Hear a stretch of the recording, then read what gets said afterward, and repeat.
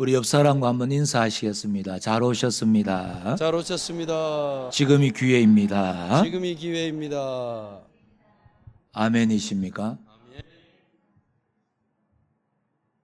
지금이 골든타임이라는 말이 있잖아요. 예. 우리에게 늘 기회가 주어지지 않습니다. 예. 우리의 신앙을 우리가 지금 붙잡아야 되고, 정말 우리가 하나님을 온전히 섬겨야 될 때가 지금이고, 또 우리의 자녀들에게 그 신앙을 잘 보여주고 그들에게 온전한 신앙이 무엇인지 가르칠 때도 지금입니다. 지금 놓치면 이제 우리에게는 기회가 없습니다. 오늘을 놓치지 않는 저와 우리 모든 성도님들이 될 수 있기를 주님의 이름으로 축복합니다. 우리 긴급 기도 부탁을 드리겠습니다. 우리 박유식 성도님, 우리 이정주 집사님 둘째 딸 우리 주희가 약을 잘못 섭취하는 바람에 지금 굉장히 어려운 상황에 있습니다. 의식을 지금 찾지를 못하고 있는 가운데 있는데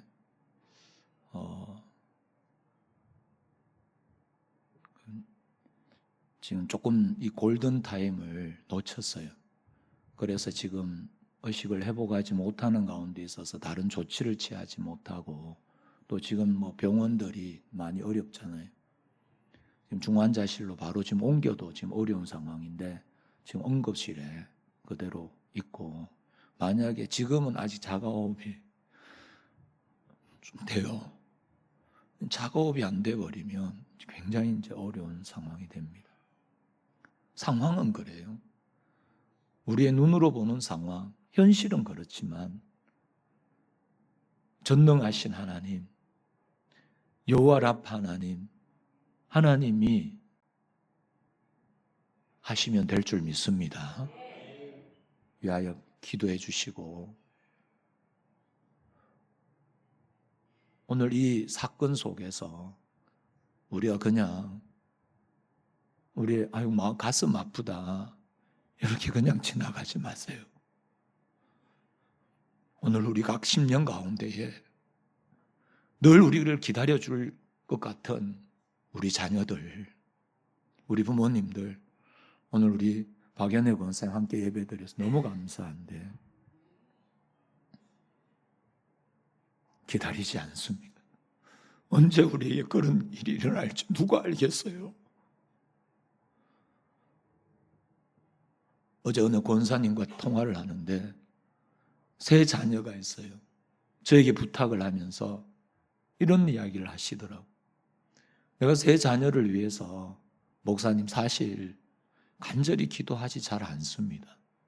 그래서 목사님한테 부탁합니다. 그래요. 권사님한테 그랬습니다.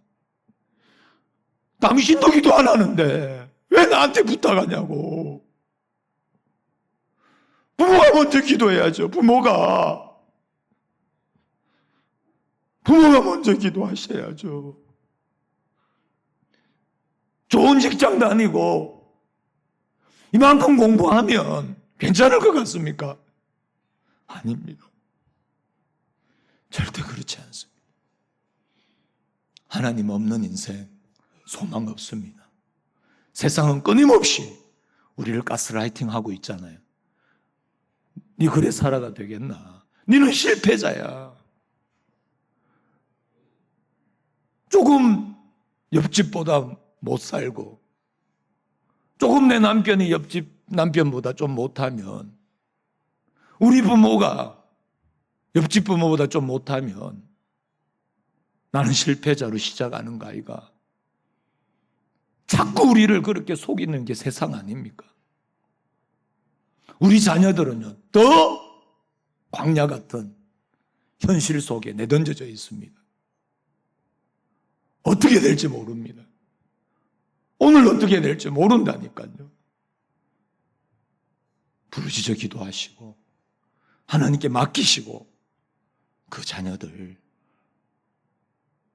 하나님께로 돌아올 수 있도록 끊임없이 기도해야 될 줄 믿습니다. 오늘 다시 우리의 삶을 돌아보고 우리를 하나님께 내어드릴 수 있는 복된 이 시간이 될 수 있기를 주님의 이름으로 축복합니다. 지금 우리는 성령으로 충만함을 받은 사람, 다시 말씀드리면 신자들이 신앙생활을 영위하는 것이 어떤 식으로, 어떤 관계에서, 어디에서 나타나야 하는가, 이 부분에 대해서 계속 우리가 말씀을 나누고 있지 않습니까? 가장 소중하게 나타나야 할 것이 어디라고요? 부부관계라 그랬잖아요. 부부관계 속에서. 그래서 아내들아, 남편들아, 우리가 이렇게 시작을 했습니다. 말씀을. 두 번째는 부모와 자녀 관계에서 우리가 어떤 모습으로 살아야 되는지. 이제 조금 더 넓어져서 오늘은 사회생활입니다. 우리의 사회생활. 지금부터 사회생활, 다시 말씀드리면 종과 상전의 관계 속에서 우리 부하와 상관의 관계, 이 관계 속에서 어떻게 우리가 해야 하는가, 여기에 대해서 살펴보려고 합니다. 오늘 먼저 생각하려고 하는 것은 에베소서 6장 5절 말씀, 종들아 두려워하고 떨며 성실한 마음으로 육체의 상전에게 순종하기를 그리스도께 하듯 하라. 이 말씀이죠. 어떻게 하라고요? 두려워하며 떨며 성실한 마음으로 육체의 상전에, 우리의 상급자들에게 순종하기를 그리스도께 하듯 하라입니다. 그러면 오늘 우리가 이 요구를 받으면서 가장 먼저 생각해야 할 중요한 문제는 뭘까요? 우리가 이 일을 행하려고 할 때에 나는 이렇게 하려고 했는데, 그렇게 하고 싶은데 상대방이 정당한 반응을 하지 않더라. 그렇죠? 늘 우리는 말씀 붙잡고 내가 손해를 좀 본다 해도 나는 하나님 말씀 붙잡고 정당하게 피차 복종하는 자리로 나아가려고 애를 쓰지만 상대방이 정당한 반응을, 정당한 대접을 하지 않네요.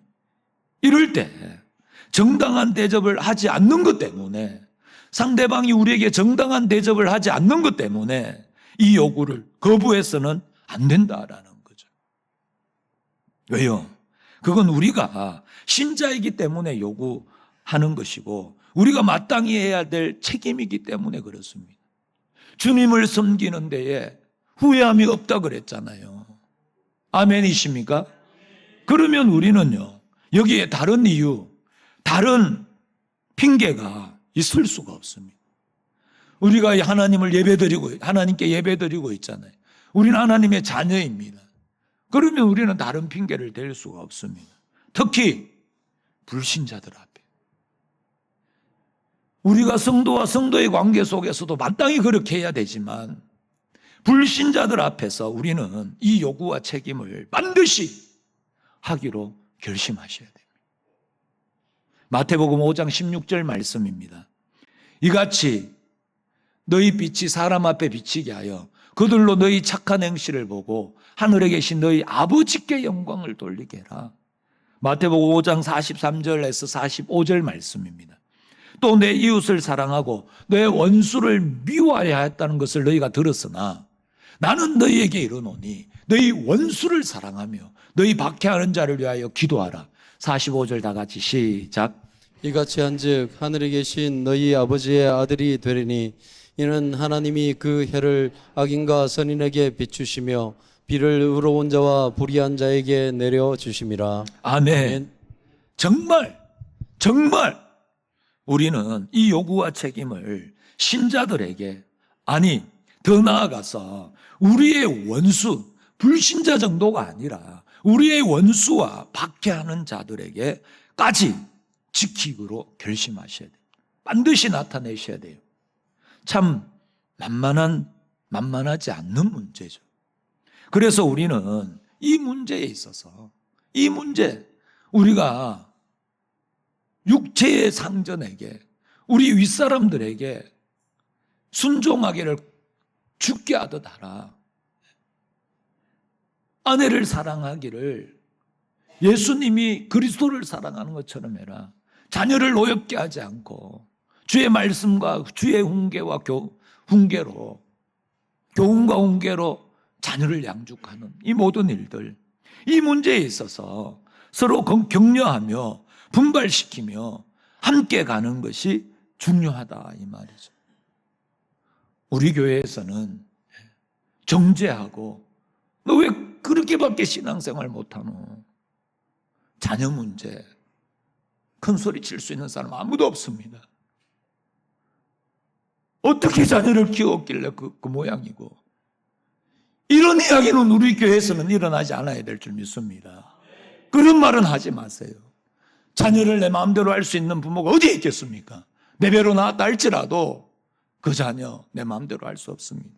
그래서 하나님이 우리에게 부탁하잖아요. 기도하라고. 기도하라고. 이 일에 대해서 힘들고 어려워하는 가정이 있으면 쩌쩌쩌 그러지 마시고 함께 아파하고 함께 눈물을 흘려주고 함께 공감해 주시고, 걱정하지 마라. 너 혼자 아니다. 하나님도 계시고 내가 있잖아. 내가 같이 기도해 줄게. 같이 다시 한번 힘내고 다시 분발해서 또 오늘 맡아진 우리의 사명 감당하자. 분발시키고 함께 가는 것이 중요한 줄 믿습니다. 왜요? 이 문제는 우리가 반드시 해야 하는 문제이기 때문에 그렇습니다. 해도 되고 안 해도 되는 일이 아니라 끝까지 우리가 포기하지 않고 감당해야 될 일이기 때문에, 이런 관점에서 우리가 이 일을 하다가 실패해도 이 일은 완성하기 위하여 가는 과정이고 우리에게만 허락된 특권이라는 인식이 있어야지, 이것을 행하면 신자가 되는 것이고 이것을 행하지 않으면, 실패하면 신자가 되지 못한다, 이런 생각은 하지 않아야 한다라는 거죠. 다 같이 한번 따라하겠습니다. 우리 옆 사람과 함께 나누세요. 우리는 모두 공사 중입니다. 우리는 모두 공사 중입니다. 완전하지 않다는 거죠. 건물을 올릴 때에 공사 중이면 여전히 뭐죠? 먼지 나고 물 튀기고 어려움이 있잖아요. 우리는 완전하지 않습니다. 그 누구도 완전하지 않아요. 그러나 완전을 향하여 나아가는 사람들 아닙니까? 이렇듯 한 신자의 신앙생활이라는 것은 그 완성을 향하여 부름을 받은 과정이라는 점을 꼭 이해하셔야 됩니다. 이 일에 우리 모두가 서로 격려하고 분발시키고 서로 자극되며 도전해서 이 일에 모두 함께 가는 저와 우리 모든 성도님들이 될 수 있기를 주님의 이름으로 축복합니다. 그 다음에 우리가 이 요구를 받으면서 생각해야 하는 문제는, 신자의 신앙생활은 자동적이지 않다라는 점입니다. 우리의 신앙생활에 정답이 없어요. 나에게는 그게 정답이지만 또 다른 이에게는 그게 정답이 아닐 수 있다는 거예요. 그냥 1,000원짜리 지폐 하나 넣으면 자동 판매기에 캔이 하나 뚝 떨어지는 그런 신앙생활은 없습니다. 자동적이지 않다는 거죠. 여기서 자동적이지 않다는 것은 내가 주를 믿기로 하고 예수님을 나의 구주로 삼아 열심히 나의 온 정성을 바치고 헌신하면 나머지 일들은 자동적으로 그냥 되는 게 아니다, 이런 뜻이죠. 보세요. 하나님께서 우리를 그분의 자녀로 불러주셨잖아요. 이건 오늘 우리가 고백했듯이 하나님의 은혜인 줄 믿습니다. 은혜라는 건 값없이 받았다는 거예요. 내가 먼저 여기에 계시는 누구도 하나님을 찾아가가지고 하나님 나 좀 구원해 주세요, 먼저 손 내민 사람이 없습니다. 모두 다 하나님이, 우리가 하나님을 외면하고 우리가 하나님께 손가락질할 때 하나님 우리를 위해 예수님을 보내주시고 십자가에 못 박아 죽이신 줄 믿습니다. 그래서 우리가 이 자리에 온 거 아닙니까? 이건 마치 우리와 의논하지 않고 우리 부모님이 우리를 낳으신 것하고 같습니다. 우리의 출생은 그래서 우리의 권리도 아니고 우리의 책임도 아니잖아요. 우리가 우리의 출생에 관여하지 못했습니다. 나는 김씨 집안에 태어나고 싶다. 그리고 태어난 분이 여기 계신가요? 태어나 보니까 내가 김가고 태어나 보니까 내가 강가가 돼 있더라 이 말이죠. 그러나 내가 나를 낳은 것은 아니기에 우리 운명도 내가 언제 낳아달랬나? 우리 자녀들한테 그런 이야기 들어보셨죠? 내가 언제 낳아달랬나? 그러니까 우리의 부모도 운명도 부모님이 알아서 하세요. 이렇게 떠맡기는 것은 어리석고 무시한 일입니다. 사실 그렇게 할 수도 없습니다. 그렇잖아요. 비록 우리 부모님이 언제 나와 함께 의논해보고 너 낳을까 말까 우리한테 물어보고 낳으셨어요? 의논하지 않고 우리를 낳았다 할지라도 우리는요, 낳은 이후부터는, 우리가 태어난 이후부터는 자기 스스로가 자기를 책임져야 되는 거 아닙니까? 부모가 우리 인생을 대신 살아줄 수 없습니다. 그 누구도 우리의 인생을 대신 살아주지 않습니다. 마찬가지로 하나님은 예수님의 십자가를 통하여 우리를 부르셨어요. 예수님을 죽이시고 예수님 대신 우리를 살려내시지 않았습니까? 우리를 구원하셨어요. 그래서 우리가 지금 하나님의 자녀가 된 거예요. 그러면요, 우리가 하나님의 자녀가 된 줄 믿습니다. 여기에 후회하심이 없는 줄 믿습니다. 그러세요? 그러면 우리가 자녀답게, 신자답게 사는 것은 하나님 몫이 아닙니다. 우리의 몫입니다. 우리 부모님이 우리를 낳아주셔서 그 이후에 우리가 훌륭한 자녀가 되는 것은 부모의 몫이 아닙니다. 우리의 몫이죠. 우리의 책임입니다. 마찬가지입니다. 우리가 하나님의 자녀라면 이제 우리가 신자답게 사는 것은 우리의 몫이고 우리의 책임이에요. 그 책임과 요구를 하나님께 우리는 절대로 떠넘길 수 없습니다. 우리의 행복과 우리의 상급과 우리의 칭찬과 명예와 영광을 위해서라도 우리는 그럴 수 없습니다. 우리에게 주어진 이 삶이 예수를 믿는다는 것이 얼마나 복된 일인가. 우리가 먼저 누려야 되고 우리 자녀들에게 그걸 가르쳐야 되고 우리 자녀들에게도 그 믿음을 유산으로 남겨줘야 됩니다. 아멘이십니까? 이건 그 누구의 책임도 아니에요. 우리의 영광을 위해서라도 우리는 이 책임과 이 요구를 감당하셔야 됩니다. 그렇기에 이제 하나님은 우리에게 에베소서 5장 18절 말씀, 술 취하지 마라. 이는 방탕한 것이니 오직 성령으로 충만함을 받으라.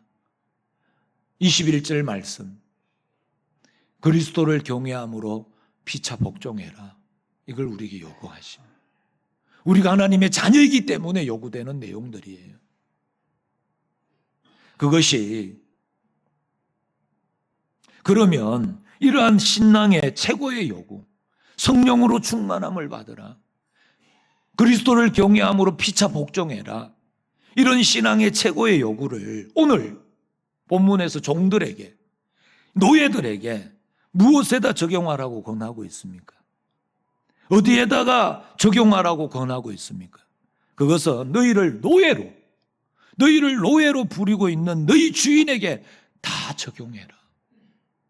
나를 사랑하는 사람에게만 적용하라는 게 아니라, 나를 이해하고 나를 용서해 주는 사람에게만 적용하라는 게 아니라, 너를 지금 종부리듯 부리는 너희 윗사람에게, 도저히 이해할 수 없는 저 불신자들에게 그걸 적용하라. 이렇게 말씀하고 있네요.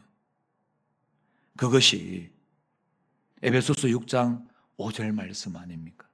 종들아, 두려워하고 떨며 성실한 마음으로 육체의 상전에게 순종하기를 그리스도께 하듯 하라. 네 윗사람에게 순종하기를 그리스도께 하기를. 도저히 이해할 수 없는 그 사람, 도저히 이해할 수 없는 남편, 도저히 이해할 수 없는 아내, 도저히 이해할 수 없는 자녀들에게, 우리 이웃들에게, 우리 윗사람에게 그렇게 하라는 거죠.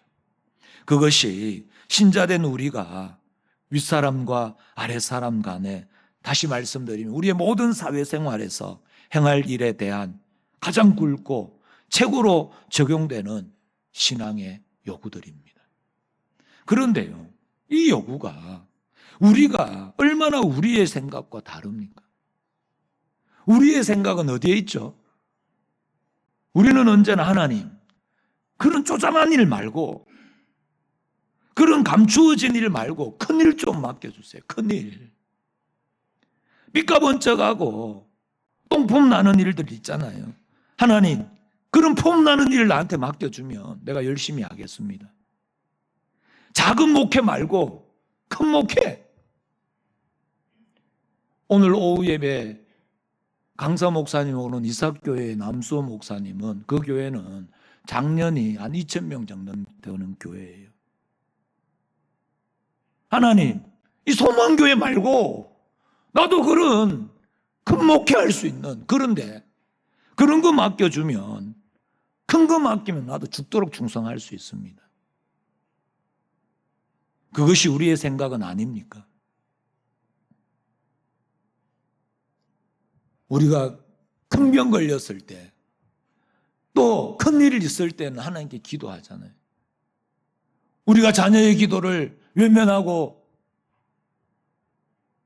우리가 고만고만하게 기도했던 이유, 작은 일이라 생각하지 않으셨나요?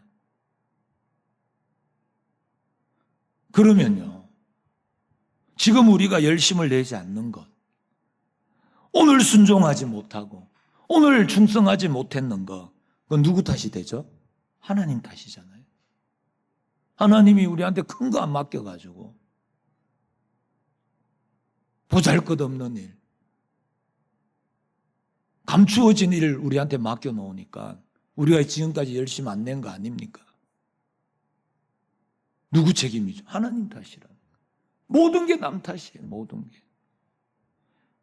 모든 것이 이런 남편 때문에, 이런 아내 때문에, 이런 자녀 때문에, 이런 직장 때문에, 이런 환경 때문에. 그러면요, 평생 핑계만 대다가 천국 가는 거죠. 이 핑계, 저 핑계 대다가 천국 가서 부끄러운 구원 가운데 들어가는 겁니다. 여기서 부끄러운 구원이라 하니까 우리의 구원이 부끄럽다 이래 생각하는데 천만의 이야기입니다. 그런 이야기 아닙니다. 우리가 마땅히 누려야 될 영광, 칭찬, 명예, 그걸 이 땅에서도 누리지 못하고 하나님 앞에 가가지고도 고개 못 드는, 그건 안 됩니다. 오늘 그 껍질을 다 벗겨내셔야 됩니다. 다 벗겨내세요. 하나님 탓, 남편 탓, 아내 탓, 자녀 탓하던 거예요. 직장 탓하는 거예요. 하나님이 언제 우리 보고 좋은 직장 다녀라 그랬어요? 하나님이 언제 우리 보고 너 1등 못하면 너는 낙오자다 그렇게 말씀한 적이 있습니까? 하나님 한 번도 그런 적 없습니다. 목사는 거룩한 직장이고, 목사는 거룩한 사명이고, 목수는 방금 하찮은 사명입니까? 성경에 그런 게 어디 있습니까? 세상은 그렇게 구분합니다. 하나님은 그렇게 구분하지 않더라고요. 오늘 우리에게 주어진 일에 왜 내가 그 일을 맡긴지 아냐? 너 기도했냐? 오늘 우리의 모든 껍질이 벗겨지는 이 시간이 되기를 주님의 이름으로 축복합니다. 성경은 우리에게 이렇게 요구합니다. 네가 신자이고 하나님의 백성이고 하나님의 자녀라면 네 안에 있는 하나님을 사랑하는 마음과 하나님의 뜻에 순종하는 것이, 오늘 하나님을 섬김에 후회가 없습니다. 그렇게 찬양했던 것이 큰일 맡겼을 때만 하는 게 아니라 지금 내가 있는 곳에서 네가 부닥친 모든 일에, 네가 직면하는 모든 사건에서 적용해라. 아멘이십니까? 어떤 명분 있는 일에만 나타내지 말라 이 말이죠. 삐까번쩍한 폼나는 일에만, 드러나는 일에만, 명분 있는 일에만 기도하고 그러지 말라 이 말입니다. 고린도전서 4장 1절 2절 말씀입니다. 사람이 마땅히 우리를 그리스도의 일꾼이요 하나님의 비밀을 맡은 자로 여길지어다. 2절 다 같이 시작. 그리고 맡은 자들에게 구할 것은 충성이니라. 아멘. 아멘이십니까? 우리는 그리스도의 일꾼이고 하나님의 비밀을 맡은 자예요. 이게 무슨 말이죠? 그리스도의 일꾼이고 종이고 맡은 자라는 거예요. 맡은 자. 그것은 하나님이 우리에게 무엇을 맡길지 모른다 이런 말 아니겠어요? 우리는 맡은 자니까. 맡은 자가 지 맘대로 해요. 종이 지 맘대로 하고 싶은 일을 하고 하기 싫은 안 하고 이러십니까? 제가 젊었을 때 인력시장에 나간 적이 있습니다. 몇 주 못했어요. 너무 힘들어가지고. 그 새벽에 겨울이었는데 불 쬐고 있으니까 부르대요. 봉고차 한 대 와가지고 당신 이 차 타고 가세요. 가보니까 한날 가보니까 그게 건설 현장이고 한날 가보니까 밭이고 한날은 가보니까 또 다른 데 가 있더라고요. 내 맘대로 가는 게 아니더라고요. 왜요? 난 거기 불려간 사람이니까. 마찬가지로 하나님은 우리에게 큰 것을 맡길 수도 있고 하나님이 우리에게 작은 일을 맡길 수도 있습니다. 하나님이 주인이라니까. 우리가 주인이 아니고. 그때 맡은 일을 하라 이야기를 하고 있습니다. 충성하라 이 말은 그때에 맡은 일을 하라는 거예요. 이런 측면에서 우리는 우리가 우리의 일을 결정하지 않습니다. 우리가 주인이 아니기 때문이죠. 하나님께서 정해주시는 그 가운데 우리는 감추어진 일을 할 수 있습니다. 우리는 보잘것없는 일을 할 수 있습니다. 그러나 그것을 잘하는 것이 생 것이에요. 그것을 하는 게 잘하는 거죠. 오늘 지금 우리에게 맡겨진 일. 왜요? 하나님께서 맡겨주신 일은 감추어진 일, 보잘것없는 일이라고 해서 작은 일이 아니기 때문입니다. 모두 다 하나님의 일이잖아요. 큰 일이든 작은 일, 하나님 맡겨줘. 하나님이 나의 동력자가 되는 일인데 우리가 하나님의 동력자로 부름을 받고 있기 때문에 작은 일이라는 것은 없습니다. 이런 측면에서 작은 일, 큰 일, 보잘것없는 일, 중요한 일, 1달란트 받았느냐, 2달란트 받았느냐, 5달란트 받았느냐, 이건 중요하지 않습니다. 오직 맡은 자에게 구할 것은 충성인 줄 믿습니다. 오늘 맡은 일을 하라 이렇게 이야기해요. 맡은 일을 하라. 그 가운데 우리의 신앙을 하나님 앞에서 점검하셔야 됩니다. 자꾸 옆집하고 비교하지 말고 옆에 성도하고 비교하지 마시고 하나님 앞에서 점검하셔야 돼요. 하나님 앞에서 내가 지금 하나님 앞에서 정당한 신앙생활을 하고 있는가? 하나님 큰 거 맡겨주면 내가 더 잘하겠습니다. 그런 일은 없습니다. 어떤 일이 큰 일입니까? 어떤 일이? 도대체 우리가 생각하는 큰 일은 얼만큼 큰 일을 줘야 큰 일입니까? 얼만큼 받아야 많이 받았다고 말씀하시겠습니까? 그런 건 없습니다. 우리의 신앙을 하나님 앞에서 점검하시고 우리가 맡은 자리에서 하나님의 사람으로 살아내시기를 주님의 이름으로 축복합니다. 하나님의 자녀답게. 그러면 각자 하나님으로부터의 상급과 칭찬과 기뻐하심이 있을 것입니다. 이 복된 삶을 저와 우리 성도님들에게 이 복된 삶이 저와 우리 성도님들에게 충만하기를 주님의 이름으로 축복합니다. 이 세상에서 제일 쉬운 게 뭘까요? 말로 하는 거죠. 말. 그 다음에 행동하는 거죠. 이거보다 더 어려운 게 있습니다. 그게 뭐냐면 성품으로 갖는 자리까지 가는 겁니다. 성품으로 갖는 거예요. 성품. 우리의 성품이 바뀌어요. 우리의 속 사람이 완전 바뀌어지는 거죠. 우리는 신자는 그 성품으로 갖는 자리까지 가야 한다라는 거죠.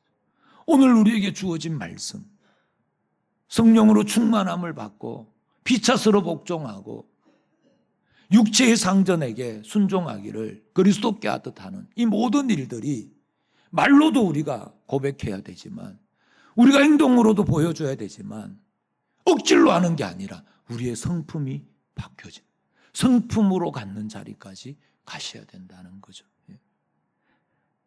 지금 한국교회가 욕을 태백이로 얻어먹고 있잖아요. 왜 그럴까요? 기도할 때나 찬송 부르는 걸 보면 오늘도 찬송 부를 때 모두가 천사의 얼굴이에요. 모두가 천사인 것 같은데 우리의 삶의 현장에서 보면 벼랑간 사람이 변하기 때문입니다. 벼랑간 사람이 변해요. 콩나물 살 때는요, 운전할 때는 조금 손해보거나 이익을 보는 자리에서는 완전히 다른 사람이 되더라라는 거죠. 절대로 지면 죽는 줄 알고.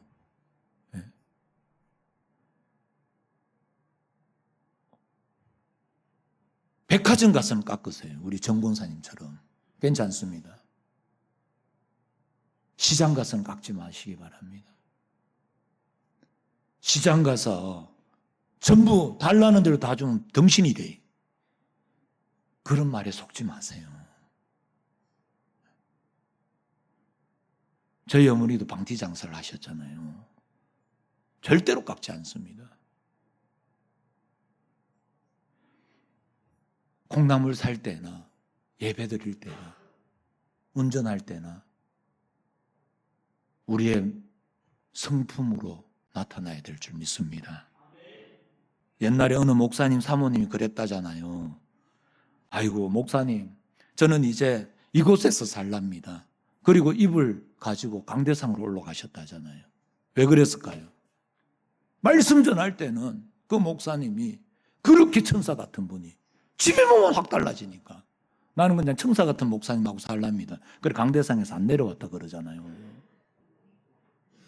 목사일지라도 그렇습니다. 우리는 어떻게 해야 할까요? 가만히 있으면 툭 튀어나오는 게 우리의 약점이고 우리의 본성입니다. 애를 쓰고 자기를 쳐 복종시키고 육신의 소욕에 우리를 내주지 않기 위하여 몸부림치고 애써야 됩니다. 우리 신앙이 얼마나 좋으냐, 내가 얼마나 괜찮은 사람인가를 보려면 기도를 얼마나 많이 하느냐? 아니요! 얼마나 기도한 대로 살아내느냐, 얼마나 말씀 많이 읽느냐 중요하죠. 그러나 거기서 머물면 안 됩니다. 얼마나 내가 말씀 가운데, 얼마나 내가 찬송한 대로 살아가고 있는가. 주를 섬김에 후회함이 없습니다. 목이 터져 우리가 불렀다면 우리의 삶의 현장에서도 그 후회함이 없는 모습이 나타나야 되지 않겠습니까?